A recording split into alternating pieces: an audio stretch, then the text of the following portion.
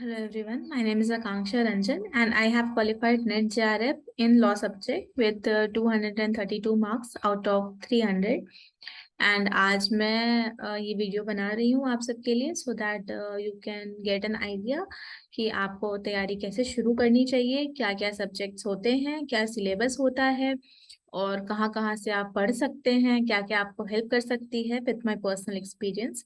क्योंकि recently I have been receiving a lot of messages from all of you that ma'am please help us how to start our preparation for NET JRF and how should we make our own strategy according to our own life, whatever we are doing. For example, we are doing job or we are doing already practicing in court or we are teaching somewhere, anything. सो सबसे पहले मैं शुरू करूंगी कि मैंने कैसे तैयारी शुरू की थी, preparation, how to start. Because start किसी भी चीज का मुश्किल होता है। एक बार आपको रास्ता मिल जाता है कि हाँ मुझे ये करना है, ऐसे ऐसे करना है, तो you can easily, not easily, you will have to do the hard work, but एक पुश मिल जाता है कि हाँ ऐसे करना है मुझे। तो if you are hard working then you can do it for sure. तो मेरा एलएलएम अभी खत्म हुआ है जून 2022 में। It was 1 year LLM program and during my LLM only I had the that in my mind that LLM खत्म होने के बाद मुझे टीचर बनना है, प्रोफेसर बनना है और मुझे पीएचडी भी करनी है उसके बाद in coming years, may be in 1 year और 6 months। सो मुझे नेट जेआरएफ क्लियर करना है। तो मेरा एडमिशन हुआ था अक्टूबर में। It was a late admission, CLAT खत्म हो चुका था और आई हैड टू ऑप्शन कि या तो मैं वेट करूँ for the next CLAT and waste, not waste, prepare for the CLAT only and then give CLAT, then do my LLM and then give this examination. But I decided, my father also advised कि don't waste time anymore because I had already wasted 1 year. Not wasted, I was having a life, but I was not doing my LLM, which I always wanted to do. So I thought कि चलो अभी LLM शुरू कर देते हैं, जहाँ पे भी एडमिशन मिल रहा है अभी ओपन है वहां से कर लेंगे और फिर मुझे तो नेट जेआरएफ निकालना है। That is my ultimate target right now. So मैंने एडमिशन लिया किट स्कूल ऑफ लॉ में बिकॉज वहाँ पे एडमिशन चल रहे थे तब। उन्होंने एंट्रेंस एग्जामिनेशन लिया अपना खुद का और फिर मुझे उसके बेसिस पर एडमिशन मिला। अक्टूबर में I got the admission and in November I started my preparation.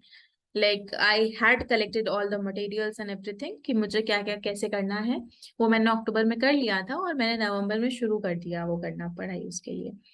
तो पढ़ाई करने के लिए सबसे पहले तो मैंने ऐसे शुरू किया था, I had no guidance, very less guidance, क्योंकि यूट्यूब पे बहुत कम वीडियोस अवेलेबल हैं फॉर लॉ स्पेशली, तो मेरे पास कम गाइडेंस थी और इसलिए भी मैं वीडियो बना रही हूँ ताकि आप सबको वो गाइडेंस मिले कि आपको स्टार्ट कैसे करना है। क्योंकि I had wasted some time in making the plan and thinking about how to start the preparation, how to make strategy etcetera. So मैंने सबसे पहले तो सिलेबस के हिसाब से सारे बैरक्स खरीद लिए, अपने पास रख लिए, क्योंकि मैंने सोचा कि जितना सिलेबस में है मुझे कुछ नहीं छोड़ना है और मुझे सब कुछ कर लेना है। बट अगेन एक महीने में मुझे रियलाइज हो गया कि सब कुछ तो नहीं पढ़ सकते क्योंकि सारे इतने सारे बैरक्स हैं, around 32 barracks are there. Yes 32। मतलब हमें वैसे भी देख के लगता है कि 10 यूनिट है, इतना वास्ट सिलेबस है और उस सिलेबस के अंदर अगर आप देखोगे तो आपको दिखेगा कि उसके अंदर भी बाइफर्केशंस है and there are different acts also which are included in different different units। तो काफी वास्ट सिलेबस है, अग्री टोटली। और उस सब को कम टाइम में करना, क्योंकि हमें पता भी नहीं था कि नेक्स्ट एग्जाम कब होने वाला है। इट वाज पॉसिबल कि हाँ वही फेब मार्च में हो जाए, जैसे अभी कंटेम्पलेट कर रहे हैं कि हो जाएगा फेब में, हो जाएगा मार्च में, वैसे लास्ट ईयर भी हो रहा था। तो मैं अपने दिमाग में यही लेके चल रही थी कि अगर मार्च तक भी होता है ये एग्जाम तो मुझे तभी भी प्रिपेयर रहना है। तो मुझे सिलेबस खत्म करना है, सबको जितनी चीजें होती है करने के लिए एग्जाम में सब करना है मुझे मार्च तक, क्योंकि मैं मार्च ही मान के चल रही थी कि एग्जाम होने वाला है। ताकि अगर हो जाए तो मैं पीछे ना रहूं, मेरा छूट ना जाए। तो फिर मैंने फिर ये ढूंढना शुरू किया कि ये सिलेबस को करना कैसे है, क्योंकि पूरा तो मैं 2 महीने में 3 महीने में नहीं कर सकती। तो फिर मैंने यूट्यूब पे ढूंढा, लोगों से बात की, फिर मेरे भाई ने मुझे सजेस्ट किया कि take some guidance, don't go abruptly कि हाँ सारे बुक्स उठा लो और पढ़ने बैठ जाओ, ऐसे नहीं होगा। तो फिर मैंने ढूंढा कि क्या गाइडेंस के लिए क्या क्या अवेलेबल है ऑनलाइन। तो फिर मुझे मिला अन अकेडमी, बायजूस, और भी कुछ थे एक दो। तो ये सारे जो मेन मेन नाम है वो सब मुझे मिले कि हाँ ये यूजीसी नेट की तैयारी कराते हैं। फिर मैंने ढूंढा कि अब उसमें लॉ सब्जेक्ट्स कौन पढ़ाता है, क्योंकि शायद बायजूस में लॉ नहीं है। तो मुझे चाहिए था कि दोनों हो, ताकि मुझे उसमें भी थोड़ी तो गाइडेंस मिले कि हाँ क्या कैसे करना है दोनों सब्जेक्ट्स के लिए। तो अन अकेडमी पे मुझे दिखा कि हाँ लॉ भी है, तो मैंने फिर वो ले लिया। इसीलिए लिया, this is not a promotion of an academy, but मैंने इसीलिए लिया क्योंकि मुझे लॉ भी देखना था थोड़ा सा, और पेपर 1 तो देखना ही था। जिनको नहीं पता है, I will be discussing in detail in a brief कि क्या क्या होता है सिलेबस में। तो फिर मैंने अन अकेडमी का सब्सक्रिप्शन लिया, पेपर 1 के लिए पढ़ाई शुरू की, क्योंकि पेपर 2 तो मुझे पता था कि हाँ लॉ का मुझे आइडिया है कि कौन से एक्ट्स हैं, कौन से बेर एक्ट्स हैं, कौन से क्या हैं, सब मुझे पता है, क्योंकि I was also constitution honours. तो मुझे कॉन्स्टिट्यूशन, एडमिनिस्ट्रेशन और जूरिस्प्रूडेंस ये सब मुझे आता था, मतलब आई वुड से कॉलेज के हिसाब से आता था, कंपटीशन के हिसाब से नहीं आता था, बट मुझे आइडिया तो था, बट मुझे पेपर 1 का तो आइडिया भी नहीं था। तो फिर इसलिए मुझे पेपर 1 पे थोड़ा ज्यादा उस टाइम पे मेरा फोकस था कि मुझे पेपर 1 देखना पड़ेगा, क्योंकि paper 1 I am blank right now. और समहाउ बहुत सारे बच्चों को ये भी लगता है कि पेपर 1 थोड़ा बहुत कर लो तो 60-70 तो आ ही जाएंगे, और हो जाएगा, फिर लॉ पे फोकस करो, क्योंकि लॉ ज्यादा मार्क्स के होते हैं कंपैरेटिवली। लाइक पेपर 1 में 50 क्वेश्चंस होते हैं और पेपर 2 में 100 क्वेश्चंस होते हैं।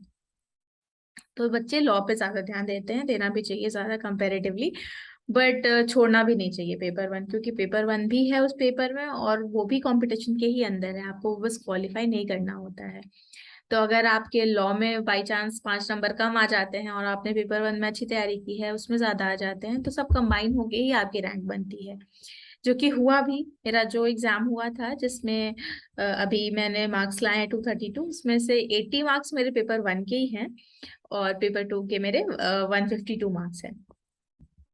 तो मैंने पेपर 1 शुरू किया था, तो हाँ काफी फोकस के साथ पेपर 1 पे बहुत ध्यान दिया मैंने, सिलेबस को अच्छे से समझा कि क्या है सिलेबस। फिर मैंने टीचर्स के साथ, अन अकेडमी पे जो एजुकेटर्स हैं, उस उनके साथ मैंने प्रीवियस ईयर को समझना शुरू किया कि ट्रेंड क्या है, कैसे पूछा जाता है। क्योंकि बुक्स तो मैंने इकट्ठी कर ली थी, जैसे कि मैंने बताया, पेपर 1 के लिए भी कर ली थी।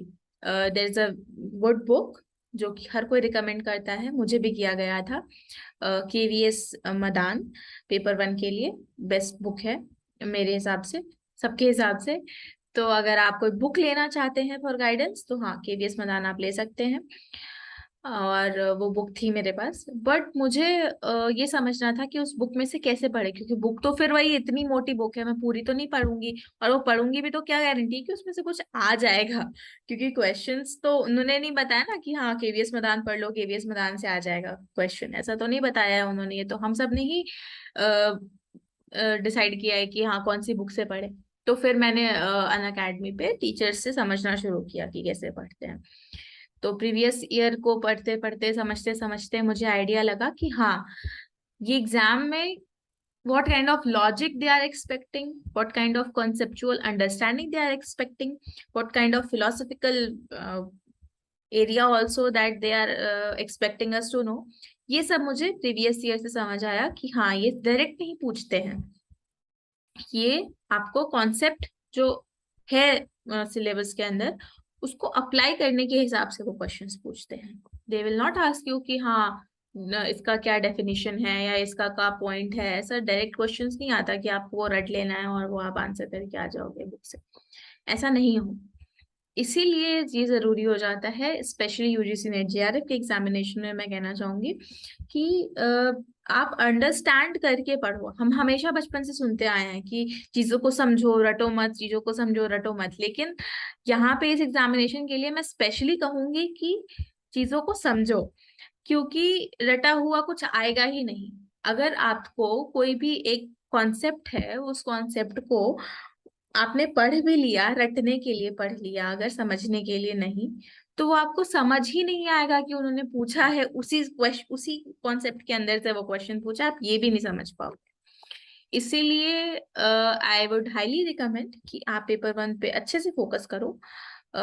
ऐसा नहीं है कि पेपर वन पे ही करो, पेपर टू पे तो करना ही है, क्योंकि पेपर टू 100 मार्क्स का होता है, पेपर वन 50 मार्क्स का होता है। तो आई वुड सजेस्ट कि डिवाइड कर लो रेशियो में, राइट। मैथ्स लगाओ, 50 है 100 है, कितना रेशियो हुआ, 1:2, राइट। तो पेपर वन में आपको 1 पार्ट देना है और पेपर टू में 2। तो फॉर एग्जाम्पल अगर आप 6 घंटे पढ़ते हो तो पेपर वन के लिए आपको कितना निकालना है, 2 घंटे निकालने हैं, और पेपर टू 4 घंटे निकालने हैं। बट वो 2 घंटे भी नहीं माइनस कर देने की हाँ 6 घंटे लॉ पढ़ रहे हैं या 4 घंटे लॉ पढ़ रहे हैं, पेपर वन तो हो जाएगा। This attitude would not work. इसलिए मैं ये रिक्वेस्ट करना चाहूंगी कि हाँ प्लीज पेपर वन पे ध्यान दें, और आप अपने अकॉर्डिंगली डिवाइड कर लें कि कितना ध्यान देना है या कितना टाइम देना है। सबके लिए अलग होता है, कुछ लोग 2 घंटे में ही पढ़ के निकाल लेते हैं, कुछ लोग 10 घंटे भी पढ़ते हैं। तो ये तो इंडिविजुअल कैपेसिटी है, इंडिविजुअल थॉट है, एवरीथिंग। लेकिन अगर आप मुझसे पूछेंगे तो मैं नवंबर से तैयारी कर रही थी, मार्च के हिसाब से कर रही थी। तो मैंने जल्दी जल्दी किया था, तो मैंने टाइम दिया था तब काफी पढ़ने में, क्योंकि मुझे था कि हाँ मुझे 3 महीने में सब कुछ खत्म कर देना है, जितना कुछ है सिलेबस खत्म करना है, प्रीवियस ईयर खत्म करना है, सब कुछ कर लेना है मार्च तक। एग्जाम हो सकता है मार्च अप्रैल में ही हो जाए, और मुझे फर्स्ट अटेम्प्ट में ही खत्म करना है, इस एग्जाम को क्लियर करना है। तो मैं तो उस हिसाब से कर रही थी, तो मैं 8-10 घंटे पढ़ लेती थी। क्योंकि ऑनलाइन क्लासेस चल रहे थे, तो उसमें कभी छुट्टियां होती थी, कभी कुछ होता था, ऐसा सब चलता रहता था। तो मैं मैनेज कर लेती थी इतना पढ़ने का। फिर उसके साथ साथ मैं पेपर टू भी देख रही थी, तो फिर पेपर टू के लिए भी मैं अन अकेडमी पे एक एजुकेटर एक ही अवेलेबल है, बट अच्छे एजुकेटर हैं, वो भी राजीव सिंगल। तो उनसे भी मुझे काफी हेल्प हुई। उनसे ऐसे हेल्प हुई कि ऐसा नहीं है कि उन्होंने जो पढ़ाया उसमें से सब क्वेश्चंस आ गए इसलिए मुझे वो उनसे हेल्प हुई। मुझे उनसे हेल्प हुई ये समझने में कि पढ़ना कैसे है लॉ को, क्योंकि लॉ को पढ़ने के बहुत तरीके हैं, है ना। हम जब कॉलेज में थे तो हम अलग तरीके से, अलग एंगल से पढ़ते थे कि हाँ हमें ये आर्टिकल्स याद करने हैं, हमें ये सेक्शंस याद करने हैं, हमें इसके केस लॉज याद करने हैं, हमें आंसर लिखना है। तो हम उस माइंडसेट से पढ़ते थे। फिर जब हम इधर आए, कंपटीशन की तैयारी करने आए, अगर आप कोई अदर कंपटीशन की तैयारी की हो आपने, तो आपको पता होगा कि जैसे जुडिशरी की है तो जजमेंट राइटिंग है, ये है वो है। तो वो उस माइंडसेट से तैयारी होती है। वैसे ही यूजीसी नेट के लिए किस माइंडसेट से तैयारी करनी है वो मुझे समझ आया अन अकेडमी पे, उनसे गाइडेंस लेके। तो मैं आपको बताऊंगी कि कैसे वो पढ़ाई की जाती है। तो जैसे कि मैं सिंपल सा एग्जांपल आपको दूंगी, जैसे फैमिली लॉ है, बहुत कॉम्प्लिकेटेड है, राइट। आप सबने पढ़ा होगा कॉलेज के टाइम पे, और आपको इतना तो समझ में आया ही होगा कि बहुत कॉम्प्लिकेटेड है, स्पेशली मुस्लिम लॉ जब हम जाते हैं, या फिर डिवोर्स के भी डिफरेंट डिफरेंट प्रोविजंस हैं, बहुत कुछ है। तो वो सारी चीजें जब हमें याद करनी होती है एग्जाम के पर्सपेक्टिव से, तो हम कैसे करें, हम सब रटे, क्या करें, कितना रटे, कितने सारे सेक्शंस हैं, कितने सारे आर्टिकल्स हैं, सबको फिर रटने तो नहीं बैठ सकते ना। और रटने से फायदा भी होना चाहिए, फिर अगर आप रट रहे हो तो उसका आउटपुट भी आना चाहिए। तो एग्जाम में क्वेश्चंस भी आने चाहिए उस हिसाब के, नहीं आते हैं, कंसेप्चुअल आते हैं, फिलोसफिकल आते हैं, क्या फायदा होगा, नहीं होगा। तो आपको सबसे पहले तो फर्स्ट चीज जो मैं आपको बताऊंगी वो ये है कि आप एग्जाम को पहले समझो। ठीक है, कि आपसे क्या वो उम्मीद कर रहे हैं, क्या उनका पैटर्न है। जब तक आप ये नहीं समझोगे कि सामने वाला मुझसे क्या चाहता है, आप कैसे उसको अपना बेस्ट दोगे, राइट। तो सबसे पहले जैसे प्रीवियस ईयर क्वेश्चन, हर कोई बोलता है प्रीवियस ईयर क्वेश्चंस करने हैं, प्रीवियस ईयर क्वेश्चंस करने हैं। तो मैं भी कह रही हूँ प्रीवियस ईयर क्वेश्चंस करने हैं, क्योंकि सिलेबस के बाद अगर कोई चीज है जो हमें पता है from the side of NTA कि वो क्या पूछेंगे, किस हिसाब से पूछेंगे, तो वो है प्रीवियस ईयर क्वेश्चंस। हमें और कुछ नहीं पता है, किताब तो दी नहीं है एनटीए ने, है ना, तो किताब तो हमें अपने हिसाब से ही पता है, लेकिन प्रीवियस ईयर क्वेश्चंस जो आते हैं वो तो एनटीए के ही क्वेश्चंस है ना।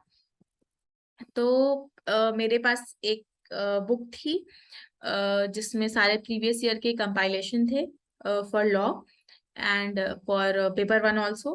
पेपर वन के लिए मैं रिकमेंड करूंगी नवदीप मैम का एक बुक आती है ऑब्जेक्टिव क्वेश्चंस के, जिसमें सारे प्रीवियस ईयर क्वेश्चंस कंपाइल्ड होते हैं 2008 से आई गेस। तो वो काफी यूजफुल होती है, क्योंकि I think previous year questions मिल तो बहुत सी जगह पे जाते हैं आजकल, ऑनलाइन सब कुछ अवेलेबल है, टेलीग्राम पे अवेलेबल है, बट अलग अलग अवेलेबल है। तो आपको अगर प्रॉपरली बैठ के पढ़ाई करनी है तो आपको अगर एक जगह सब कुछ मिल जाता है कंपाइल्ड, तो आपको ईज होती है रिवाइज करने में, सब कुछ करने में। तो इसलिए मैंने तो लिया था वो वाला बुक जो प्रीवियस ईयर का है, और मैंने वो पूरा सॉल्व किया था उनका प्रीवियस ईयर क्वेश्चन। और पेपर टू के लिए भी मैंने एक किताब ली थी, आप कोई सी भी ले सकते हो, अमेजोन पे सर्च करो UGC net law examination previous year question, बहुत सारे कंपाइलेशन मिल जाएंगे, कोई भी ले लो, क्योंकि प्रीवियस ईयर तो वही रहेंगे सारे कंपाइलेशन के अंदर। फिर आपको सारे प्रीवियस ईयर मैंने 2008 से लगाए थे, 2008 से लेके 2008 से लेके 2021 तक, लास्ट ईयर तक। और मैंने सारे previous year questions I think 2 बार लगाए थे, और जो उनमें से मुझे नहीं आते थे उसकी भी एक लिस्ट बनाई थी, और फिर उसको मैंने रिवाइज भी किया था 2-3 बार। तो वो मैंने प्रीवियस ईयर किया था। उससे फायदा क्या हुआ, तो मैं कहूंगी कि 60, नॉट 60, इवन 70% फायदा मुझे प्रीवियस ईयर से ही हुआ था, क्योंकि मुझे उससे बहुत सारी अंडरस्टैंडिंग मिली थी, बहुत सारे नॉलेज मिली थी, जो कि कोई भी एजुकेटर पढ़ाता है या कोई भी किताब पे लिखी होती है। उसके अलावा जो चीजें होती हैं जिससे एग्जाम में क्वेश्चंस आते हैं, वो आपको प्रीवियस ईयर से मिलते हैं। तो मुझे भी मिले प्रीवियस ईयर से बहुत सारी चीजें, बहुत सारे क्वेश्चंस का खजाना होता है, बहुत सारे केस लॉस का खजाना होता है। इवन इस साल जो मैंने एग्जाम दिया था, बहुत सारे रिपीटेशंस भी थे, होते हैं, हर बार होते हैं। रिपीटेशन डायरेक्टली भी होते हैं, कई बार सीधे सीधे उठा के किसी और ईयर के किसी और ईयर में भी देते हैं, और कई बार इनडायरेक्टली भी होते हैं। जैसे कोई क्वेश्चन है उसमें से कोई केस लॉस है 4-5, उसमें से अभी इस बार हमने इस वाले केस को पूछ लिया, अगले वाले में किसी और केस को पूछ लिया, बट है तो वही ना मटेरियल, तो हमें वो रिसोर्स मिल जाता है। तो it is a very good resource previous year question. तो मैं ये कहूंगी कि अगर आपको यूजीसी नेट जेआरएफ क्वालिफाई करना है, तो previous year you can not leave at all, बिल्कुल भी नहीं लीव कर सकते। प्रीवियस ईयर क्वेश्चन पहली चीज है सिलेबस के बाद जो आपको रखनी है अपने पास। कुछ मत लो, कोई चीज मत लो, लेकिन प्रीवियस ईयर बिल्कुल लेनी ही लेनी है। स्टार्टिंग ऑफ योर प्रिपरेशन, आप सब मुझसे पूछते हो कि प्रिपेयर स्टार्ट कैसे करें, तो सिलेबस प्रिंट आउट लो अपने पास, उसको पढ़ो, ठीक है। दूसरी चीज, प्रीवियस ईयर क्वेश्चन का कंपाइलेशन ले लो, या ऑनलाइन सर्च करके डाउनलोड कर लो, जो भी आपको कंफर्टेबल लगे, जैसे भी आप पढ़ना पसंद करते हो, बट होना चाहिए, ये सब आपके पास होना चाहिए। उसके बाद मैं कहूंगी कि प्रीवियस ईयर से जब आपको आइडिया मिल गया थोड़ा कि कैसे है क्या है, उसके बाद लॉ के लिए फिर मैं यही कहूंगी कि सिलेबस जो है ना, अगर आप सब्सक्रिप्शन लेते हो तो वो आपको गाइड करेंगे काफी कि क्या क्या है, पढ़ाएंगे, वो सब्जेक्ट्स पढ़ाएंगे बेसिकली। बट अगर आप कोई सब्सक्रिप्शन नहीं लेते हो, कोई एजुकेटर फॉलो नहीं करते हो, और अगर खुद से तैयारी कर रहे हो, तो मैं बताऊंगी कि जो सिलेबस है ना उसके अंदर जैसे एक्ट्स हैं, तो जैसे पार्टनरशिप एक्ट है ना, तो पार्टनरशिप एक्ट बड़ा है थोड़ा पढ़ने के लिए, लेकिन आपको सब नहीं पढ़ना होता है। उसमें 4-5 टॉपिक्स हैं जो दिए हुए हैं सिलेबस के अंदर, आपको बस उतना ही पढ़ना है, उसके अलावा नहीं पढ़ना है। दूसरी बात, जितने भी ये छोटे छोटे एक्ट्स हैं, बेर एक्ट्स हैं, वो मैंने पढ़े थे, मैंने तैयारी भी की थी उसकी, और क्वेश्चंस आए थे। बट अगर आपके पास कम टाइम हो और लास्ट टाइम पे प्रिपेयर कर रहे हो, तो वो बाद में उसको रहने दो। और जो मेजर मेजर सब्जेक्ट्स हैं, मेजर सब्जेक्ट्स कौन से हैं, मेजर सब्जेक्ट्स हैं कॉन्स्टिट्यूशन, मेजर सब्जेक्ट है जूरिस्प्रूडेंस, क्रिमिनल लॉ, इनसे क्वेश्चन ज्यादा आते हैं। तो ज्यादा आते हैं और आते ही हैं, 100% श्योर है। पार्टनरशिप से आएगा कि नहीं आएगा डाउट है, आएगा भी तो 1-2 आएगा, उसमें आप ज्यादा टाइम नहीं लगा सकते। लेकिन क्रिमिनल लॉ से तो 100% आना ही आना है, काफी क्वेश्चंस आने हैं, तो आपको उस पर ज्यादा फोकस करना है अगर आपके पास कम टाइम है तो। फिर आती है दूसरी चीज कि हमने सब कुछ मटेरियल इकट्ठा कर लिया, सारी चीजें कर ली, उसके बाद क्या, तो इसके बाद मैं आपको बताऊंगी कि जैसे पेपर वन के लिए आपका कोई सा भी सब्जेक्ट हो, पेपर वन तो सबके लिए सेम होता है ना। तो पेपर वन के लिए या तो आप कोई सब्सक्रिप्शन लिए हुए हो या लेने वाले हो, तो फिर तो उनके उसमें जो आपको पसंद आए वो कर सकते हो। बाकी मेरे हिसाब से अगर आप सब्सक्रिप्शन नहीं भी लेते हो, तो मैं आपको तब भी कुछ चीजें हैं जो रिकमेंड कर सकती हूँ कि आप क्या कर सकते हो।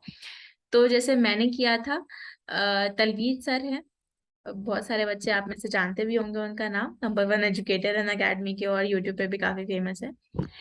तो तलवीर सर, नवदीप मैम और निहारिका मैम।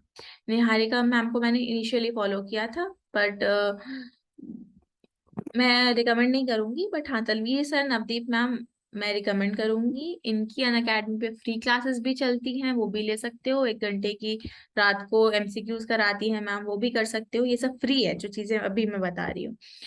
दूसरी चीज, आप हर टॉपिक, हर यूनिट, जितने भी पेपर वन के हैं ना, आप सर्च करो Talveer sir communication, Talveer sir teaching aptitude, Talveer sir research aptitude, आपको सब मिलेगा यूट्यूब पे। सब कुछ है उनके, लंबे लंबे मैराथन्स हैं, प्रीवियस ईयर क्वेश्चन के मैराथन है, बहुत कुछ है, पूरा खजाना है यूट्यूब के अंदर।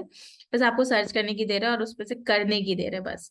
नवदीप मैम हर रोज ऑलमोस्ट क्लासेस लेती है सुबह फ्री की, यूट्यूब के अंदर आप वो ज्वाइन कर सकते हो। नवदीप मैम की आप नई क्लासेस नहीं तो पुरानी भी यूट्यूब पे कितनी सारी पढ़ी है, हर टॉपिक पे पढ़ी है, हर सब्जेक्ट्स पे पढ़ी है, हर यूनिट पे पढ़ी हैं, और फिर प्रीवियस ईयर भी डिस्कस करती हैं। फिर जो लेटेस्ट अपडेट्स होते हैं, फॉर एग्जांपल अभी कॉन्फ्रेंस हुआ अगर, तो वो कहाँ पे हुआ, उसमें कुछ नया आया तो क्या आया, वो पूरा रीसेंट अपडेट्स देती हैं।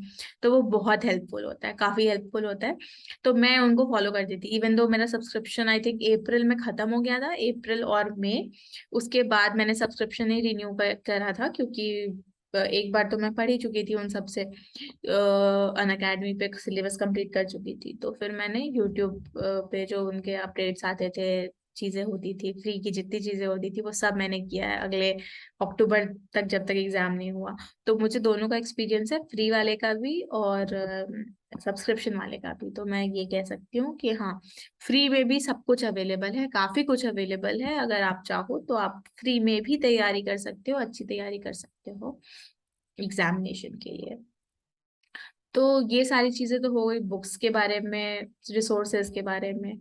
तो आ, उसके बाद जो मैं कहना चाहूंगी कि अगर आप ये सोच रहे हो कि आपको एग्जाम देना है नेक्स्ट, और आपको अगर नहीं पता है अभी कि एग्जाम कब होने वाला है, जो कि हाँ सही में हमें नहीं पता है अभी कि एग्जामिनेशन कब होने वाला है। अलग अलग कंटेम्पलेशन है, कोई कह रहा है मार्च में ही हो जाएगा, फेब में ही हो जाएगा, कोई कह रहा है नहीं एक ही साथ होगा फिर से जैसे पिछली बार हुआ था। तो हमें नहीं पता है। तो मैं यही कहूंगी कि जैसे मैंने मान के चला था कि एग्जाम बस अभी होने ही वाला है मार्च में, और ताकि उससे मुझे हेल्प हुई, क्योंकि मेरा मार्च तक सारा सिलेबस हो गया था, प्रीवियस ईयर क्वेश्चंस हो गए थे। उसके बाद मैं बस रिवीजन कर रही थी और डिफरेंट डिफरेंट चीजें पढ़ रही थी, कोई नए अपडेट्स आते थे तो वो पढ़ रही थी, बाकी रिवीजन ही चल रहा था। तो रिवीजन तो बहुत मतलब मस्ट है, क्योंकि आप सोचो कि इतने सारे यूनिट्स है, इतने सारे सेक्शन है, पेपर वन में 10 यूनिट्स है, पेपर टू में 10 यूनिट्स है, कितने सारे प्रैक्टिकल यूनिट्स हैं। तो वो सब कुछ आपको प्रैक्टिस करनी है, रिवाइज करना है, सेक्शंस याद रखने हैं, तो आपको रिवाइज तो करना ही पड़ेगा, है ना। तो रिवीजन के लिए टाइम मिलेगा।